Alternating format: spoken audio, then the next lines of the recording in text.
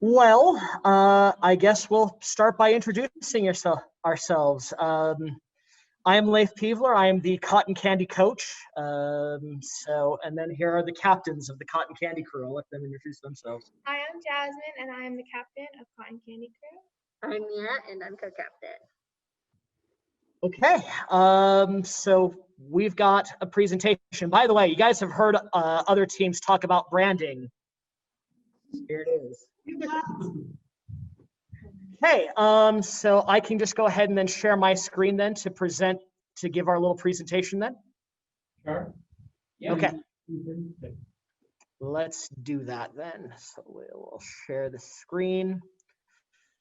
There we go. So, yep, present right there. Okay.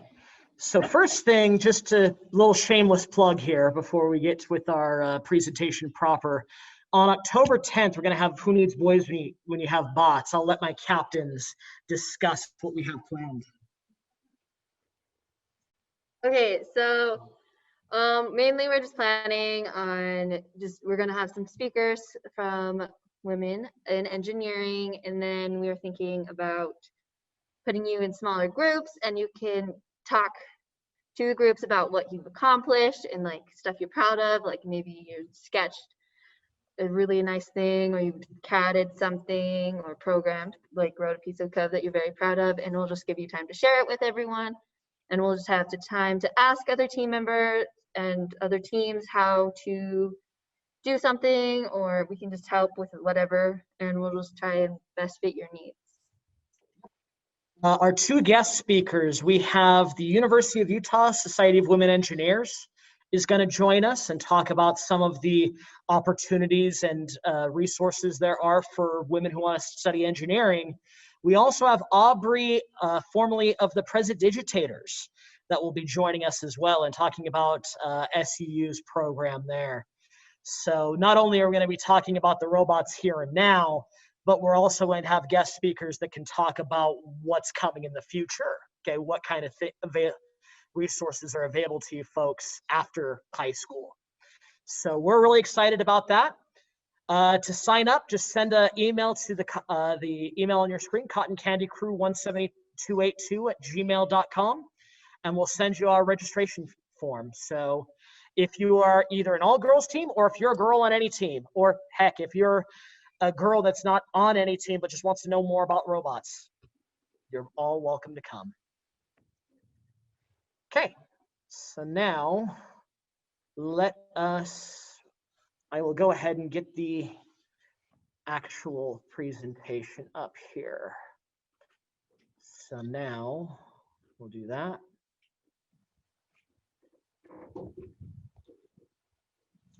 Okay, can you folks see that okay? Yep, sir. Okay, so the topic of our discussion today is why you, yes, you, should start an all-girls team here. We're going to talk over kind of the experience. How did we get here? What steps did we take to start an all-girls team? And that's part of the reason why I'm here as the coach, to talk about things from my perspective, while of course the captains will talk about what they've learned and things over the course of the last year. It's been phenomenal. So first of all, who are we? We are an all-girls team out of Freedom Prep Academy in Provo, Utah. Our team did phenomenal. They did much. I call these my team the queens of proving me wrong, because I'm like, oh, I don't know how far we're gonna get, and they're like, no, we're gonna go get. And they are determined. They are a determined bunch, and I couldn't be prouder to be their coach. That we were a part of the finalist alliance at the Utah State tournament. We were the second pick as a rookie team. You can see our wonderful robot with the wonderful pink wheels. Hat tip to TWCA for helping us be able to do that. Yeah, Mira here was able to contact the TWCA, and they were gracious enough to donate the white wheels that we were able to dye pink. So thank you. Yes, thank you so much. So hopefully our story, because the thing is, I had a lot of assumptions going in when I started this team. And these girls broke just about every single one. So I'm going to go through all of the things that we learned over the course of the year. And hopefully this gives you ideas on how to shatter some of these myths that surround girls' teams. So here we go. So why did we start this in the first place? Well, I got an email from the state FTC saying that there was a diversity grant available to start. And one of the things that we could increase diversity was by starting all girls teams. At the time, I had just started another team at FPA.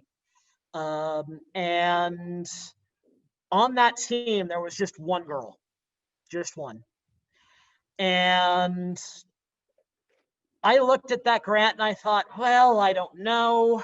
We've only got one girl coming right now. And one of the requirements of this grant is you had to have 5 girls. And so I'm like, I don't know how I'm going to get 5 girls, but I thought, you know what? What the heck? What do I have to lose? So I started advertising. I'm a biology teacher at my school. And so I started to mention it to all of my classes. First day after it was announced, in marches Jasmine and Mira and one of their friends, and they proclaimed their desire to join the team. So why don't you two talk about that real quick, that first encounter, why you decided to join and come in for that? Okay, so, well, it was at, like, the day you mentioned it, after school. I was going to text Jasmine because I was like, let's do this. I want to do this. Let me get some friends. But right before I was able to, she texted me saying, hey, let's do the all-girls team. And I was like, let's do it. And so the next day, we decided we were going to go talk to Mr. Peebler. And the other friend that we took, I actually told her, you're coming with us. It's going to be fun. Let's go. I didn't give her an option, but she ended up loving it. So we just kind of marched in and we were like, what do we have to do? We can get more girls and let's make this happen. Yeah, these two frog marched that friend in between them, made sure that she wasn't able to escape. But it was fantastic. So first day, right after I announced it, we already had 3, and we had 5 by the end of the week. So the lesson learned here, as FPA is not a giant school, we're a 2A school. There are plenty of girls that want to do robotics, even at small schools or small communities. So this year we have 11 girls signed up already. And I never thought starting this out that we'd have that many. But I think it goes to show you that there is demand at a lot of schools and a lot of community places for girls to participate in something like this. And one of the things I asked some of the girls afterwards, why didn't you just join the regular team? There's just something about having an all-girls team and that extra camaraderie that comes along with it.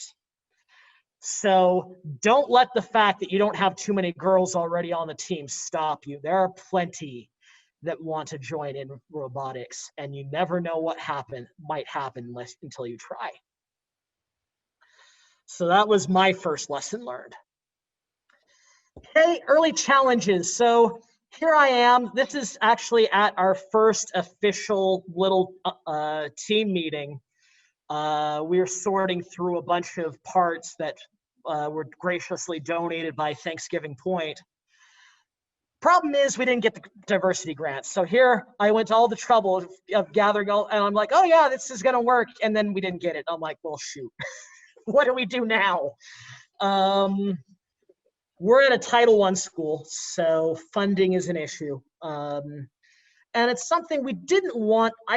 One of the things the school and I wholeheartedly wanted to do is we did not want to charge club fees for this. We wanted to make sure that everyone could participate regardless of the ability to charge team fees.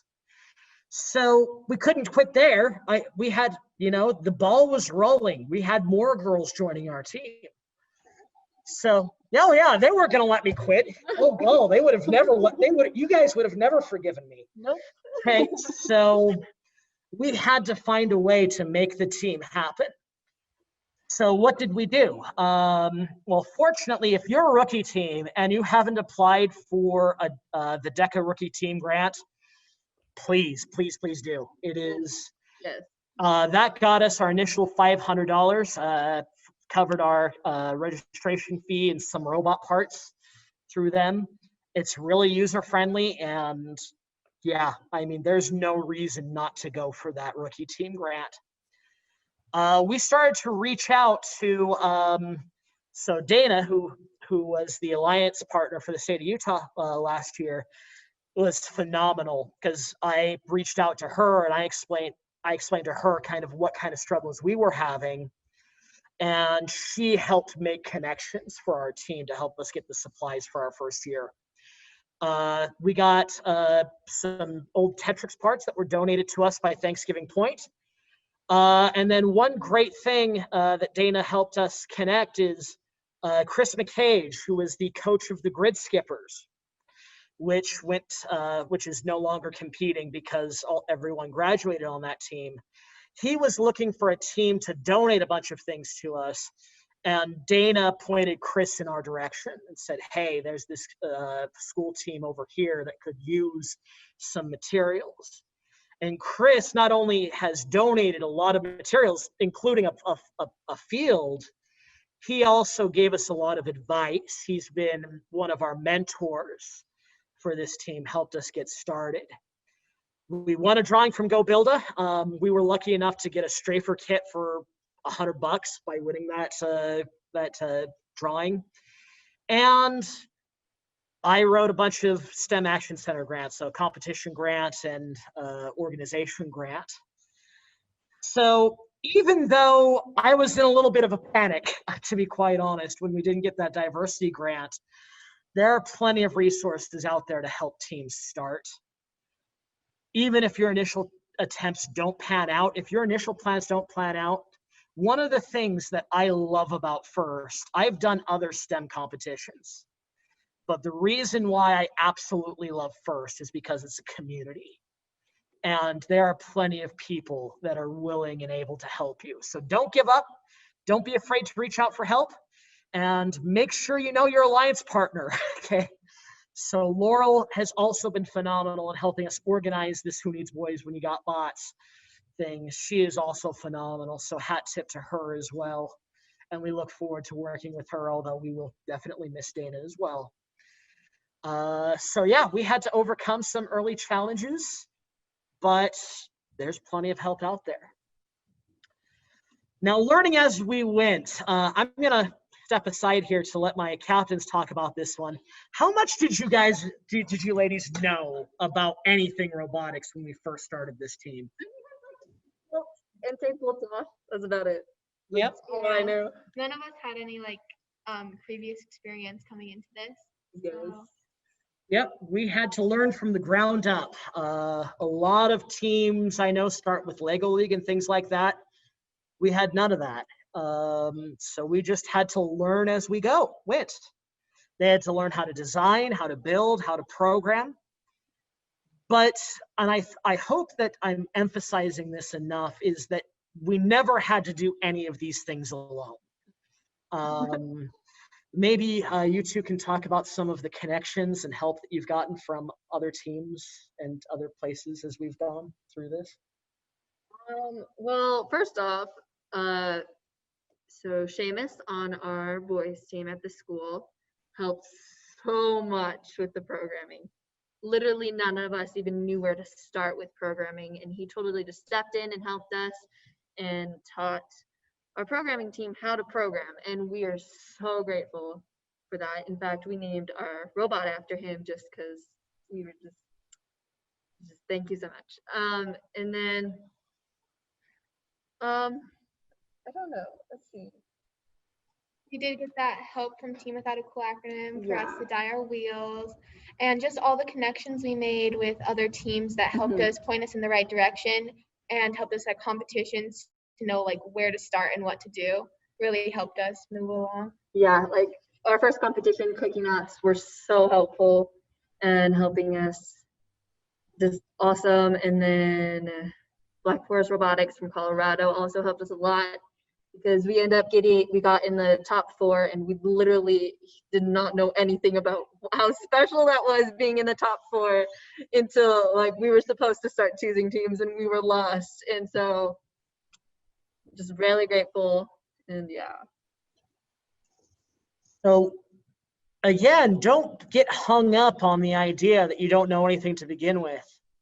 Reach out to the community. This FTC is a wonderful place where we help and support one another. The lesson learned, no prior experience is required. There's a lot of people in first willing to help you learn what you need to do.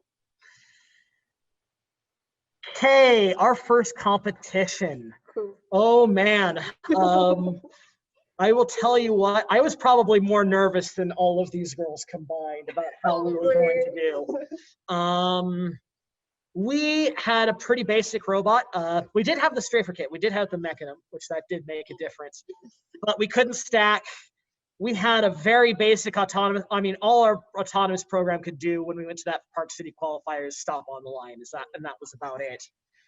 Oh, it was West. Yeah, so it was West, that's right. West was first.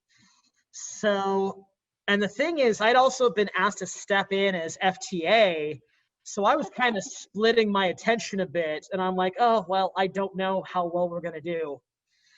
But then I kept on looking at the standings, and they kept winning, and then they won again, and then they kept on, and I'm like, what is happening? And then they finished third in the qualifying rounds and was picked for Alliance captain. And I, as a, number one, I'd never coached a team that had been picked that had been Alliance captain. So I didn't know too much about it. And I'd explained nothing about it to my team because the possibility that could happen didn't even cross my mind. So, but we had a ton of fun. So I'll let, once again, I'll hop out of the way. I'll let my captain talk about that first competition, what kind of fun we had there. Okay, the first most exciting thing that happened at our first competition is these hats. We literally had no prior knowledge that they even existed before our competition. Like we saw our coach carry our co-coach. Yeah, one of our co-coaches. Yeah. Yeah, carry them out into his car, and we were like, "What in the world are those?" But he wouldn't tell us. But we got there, and they're like, "Oh, you get to wear hats." And personally, I was so excited. I just thought it was amazing. But it was so much fun, and I'm so glad we did it.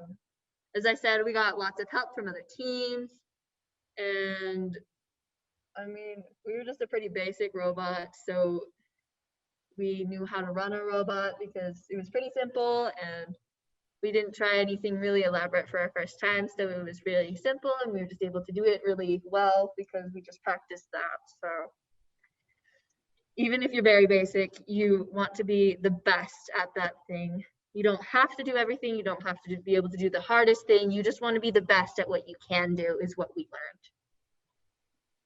Absolutely. So that's the thing. Even if your robot's basic, even if it's a push bot, which our robot was pretty much that at our first competition, we did well. And that led to other teams recognizing us. Of course, the hats also helped. Yes. You could definitely pick us out of a crowd because of the pink hats. So it was very nice when you were trying to find someone on the team. Just absolutely. Like, oh, they're right over there. Yeah. So, and we had a ton of fun. I think a lot of us were a little apprehensive on how this program went, but after that first competition, I think we were all hooked on this. So another one of the strengths of our team is the ability to make friends. So you can see we did an outreach event with the Cookie Knots who just presented before us. This has been one of the greatest strengths of our team, is just its ability to make connections with other teams. So we've done outreach with the Cookie Knots, the Hive, Nuclear Mines, Roland Hall, among others. Our teams have made a lot of friends on other teams, including teams from out of state. So there are many opportunities for even a rookie team to make friends and partnerships. And I think you two have touched on it before, but you can talk a little bit more about the partnerships and things and the outreach activities that we've done with other teams. Okay, so the best way to make friends or partnerships with any of the teams is to first go talk to them. Just talk to them, and just that's basically all we did. We just talked to them and then just keep up with them and just make friends. I don't know how to explain it. They may seem like really scary at first, but once you approach them, everyone is super nice and everyone's super friendly, and they all just want to be your friend.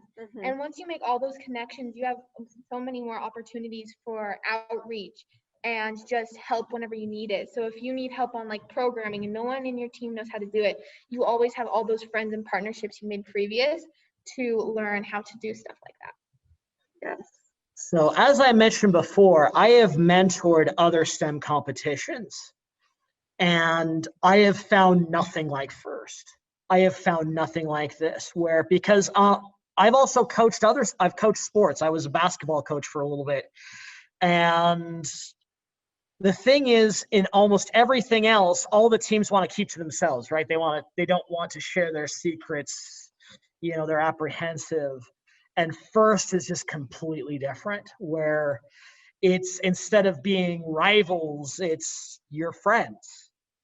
The whole idea of cooperation, it's a real thing, particularly compared to a lot of the other competitions I've been a part of. So please realize that you have this wonderful network here that's ready and willing to help. So just our conclusions here. So this is right before we went in for the ladies went in for the judges at state.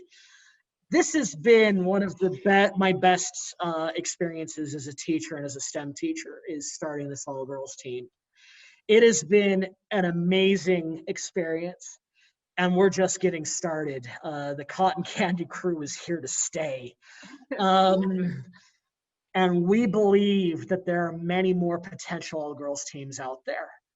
I hope that telling our story will help. I had coaches last year ask me during state, they said, how did you get this started?